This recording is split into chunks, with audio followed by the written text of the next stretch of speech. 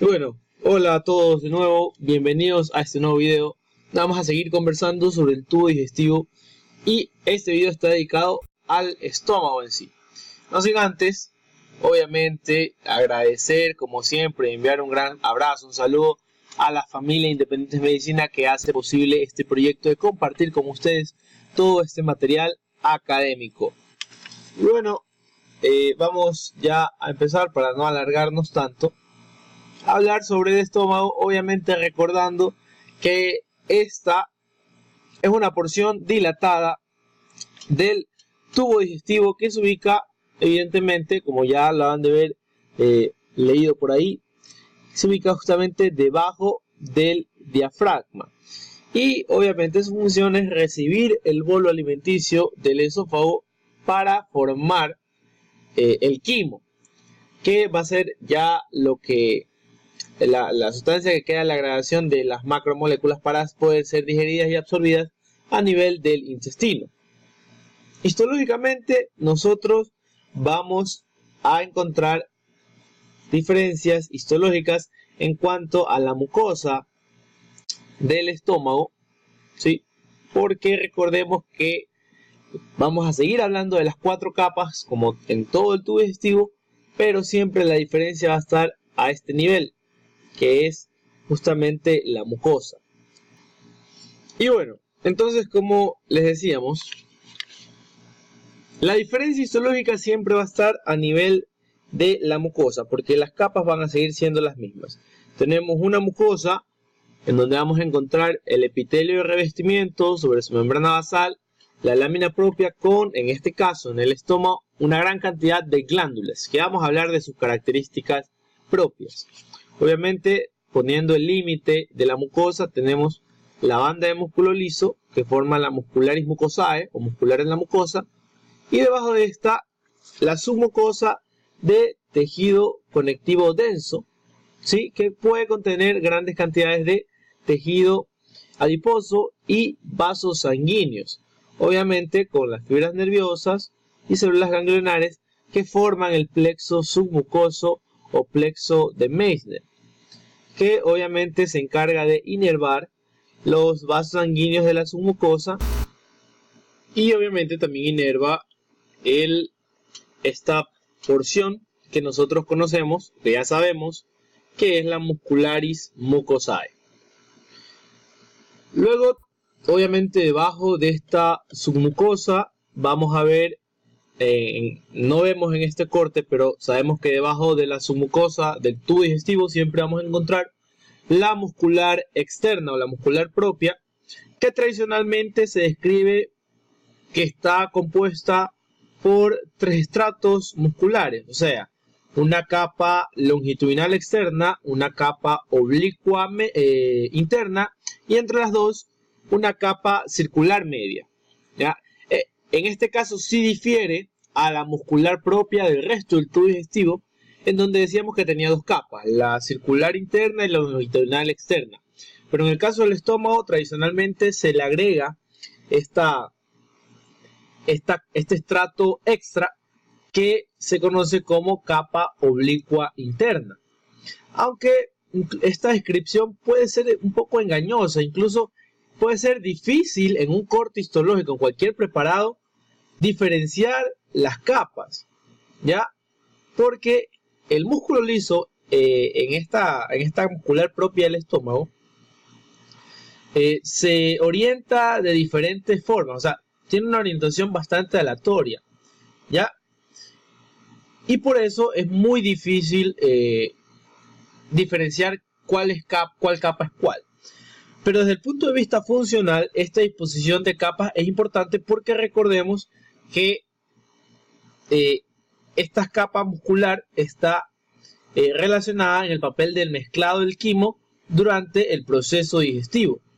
Y obviamente con esta capacidad que tiene el estómago de ir desplazando el quimo hacia el intestino, en específico hacia el duodeno. Entonces, por eso, desde el punto de vista funcional, sí sabemos que es muy importante esta capa muscular extra que sería la oblicua interna.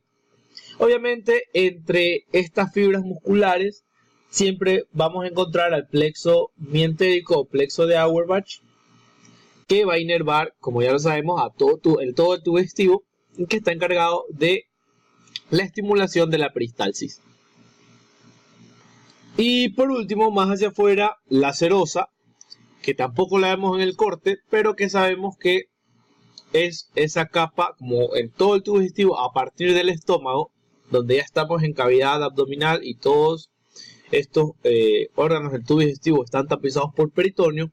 Es una membrana serosa que no es nada más que tejido conectivo recubierto por una capa de células mesoteliales, que no es nada más que un epitelio simple plano.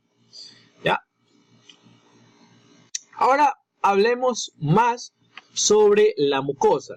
¿Sí? Como se los mencioné en un principio, las diferencias a lo largo del tubo digestivo siempre van a estar ligadas a este nivel, donde vamos a ver muchas características histológicas específicas de cada sección del tubo digestivo.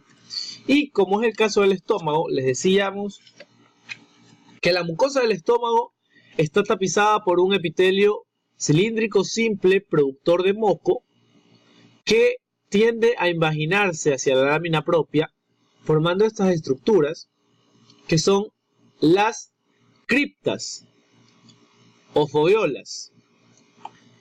Y justamente estas criptas o foveolas o fositas gástricas son las que van a recibir justamente el contenido o la secreción de todas estas glándulas gástricas que se ubican en la lámina propia de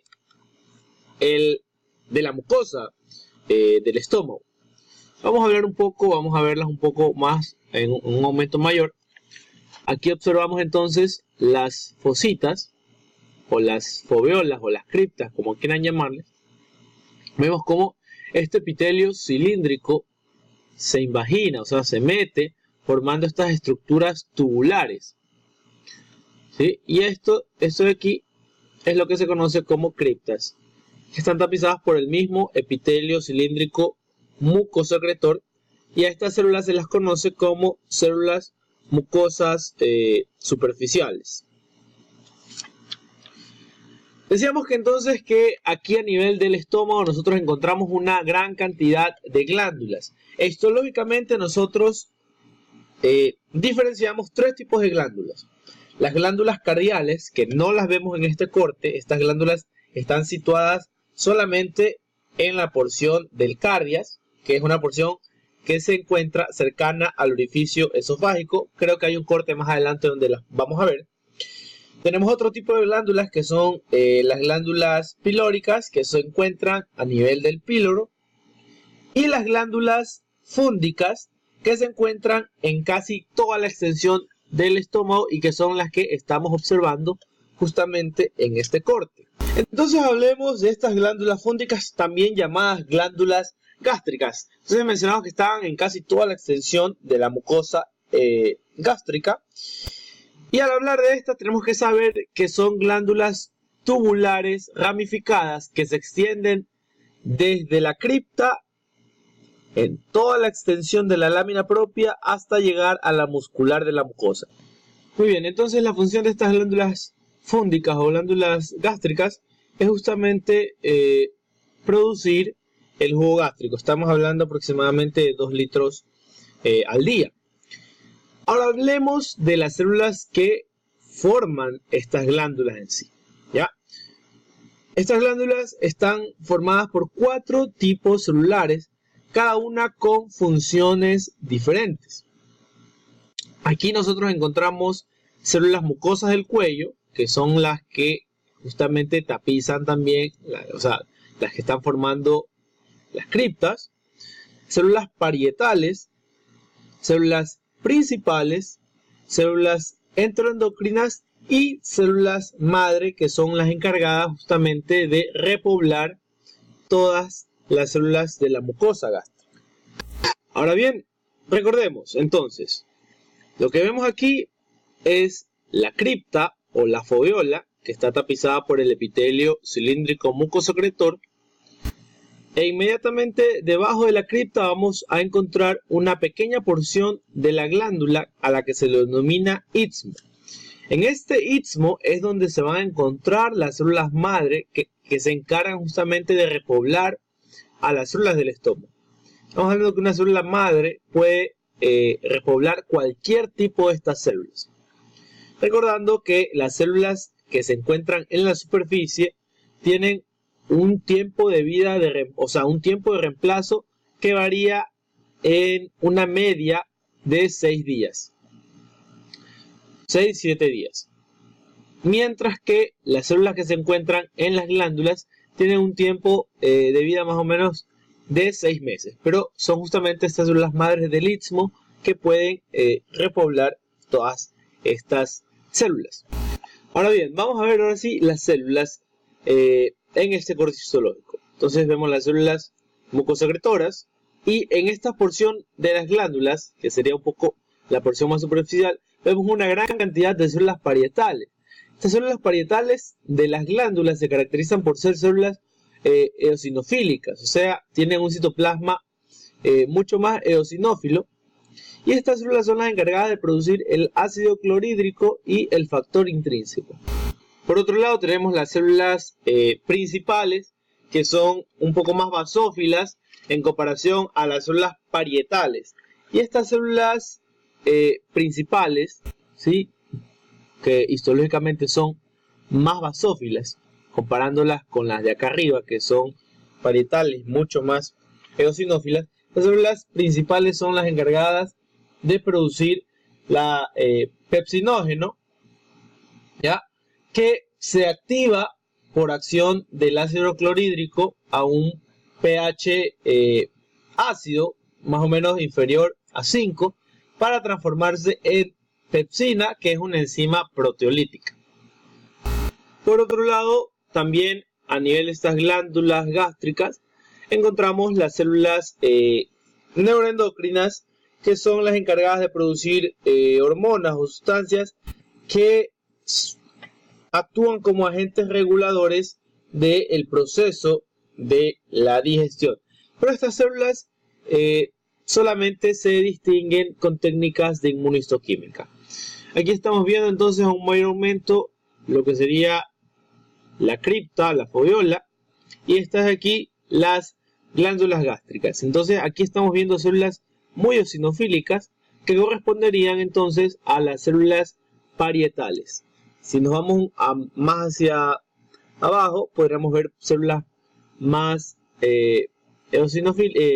basófilas, que corresponderían a las células principales, que no se ven en este corte. Simplemente estamos viendo una población de células parietales en todas estas glándulas gástricas. Ahora, no se sorprendan si es que ven cúmulos linfóideos, ya que podemos encontrar el tejido linfóide asociado a la mucosa, que no es nada más que un cúmulo de linfocitos B. Generalmente, cuando encontramos una gran cantidad de estos cúmulos de linfocitos, la presencia de esto está ligado mucho a la infección de Helicobacter pylori. Por eso una infección crónica de Helicobacter pylori podría hacer aparecer una gran cantidad de folículos linfóideos, y muchas veces estos folículos linfóideos están ligados a la aparición de tumores que se conocen como maltomas a nivel de la pared gástrica, pero está justamente ligada a este folículo linfóide. O sea, no se sorprendan que en muchas biopsias de personas adultas se encuentren estos folículos. Están ligados, ya les digo, a la presencia de Helicobacter pylori. Bueno, en otro video hablaremos un poco más sobre el tubo digestivo. Si tienen preguntas sobre estómago, ¿sí?, pueden escribirme por medio del Rincón de la Histología para poder ayudarlos. En especial a mis amigos de la Universidad Católica, que saben que siempre estamos dispuestos a ayudarlos en cuestiones académicas. Pueden también seguirnos en redes sociales. Nos encuentran en Instagram como Independientes Medicina. Bueno, nos vemos en el siguiente video. Pásenla bien, estudien y disfruten su vida como universitarios. Nos vemos en la próxima. Chao.